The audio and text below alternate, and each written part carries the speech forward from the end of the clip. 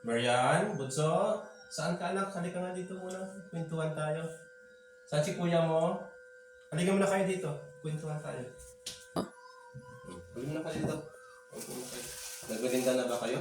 Hindi pa. Melinda muna natin. Pagka-shine muna natin. Ito lang mayroon tayo. Gusto niyo ano? Kape? O gusto mo magkape? Kahit Okay lang.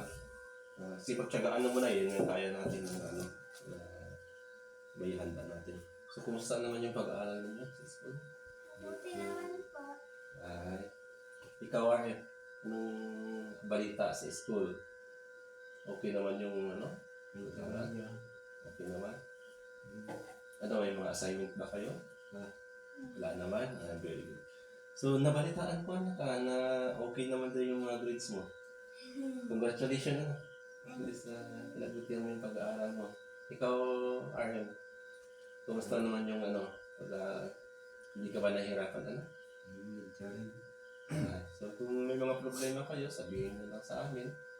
Nasa ganun ay hindi kayo ma-stress o yung masyadong pasanin yung mga problema ninyo. Mayroon man kayo mga problema sa school, pwede nyo sabihin sa amin. So, magpinanda ka na. Malayo pa yung nilakad mo. Hindi ba kayo nagutom sa school? Hindi. Busog pa po. Ay, sige. Pagbutihan yung pag-aaral na. Kung mayroon kayong mga problema sa school, sabihin nyo lang sa amin. Sa ganun ay hindi kayo may stress, di ba? Ayan. Nandito na naman kami na sila yung mami mo. Nandito na naman kami na handa naman kami na makinig. Ano yung gusto ninyo na pwedeng sabihin sa amin. Sige. Magmerinda kayo. Pagkatapos ng merinda, magpahinga kayo. Kung ano, kung meron kayong mga assignment, pwede nyo ang gawin. Alright? Ayan po, sa mga kapwa ko magulang, napakahalaga po na bigyan natin ng atensyon ng ating mga anak. Kasi hindi natin alam sa school pala ay na-stress sila, nahirapan sila.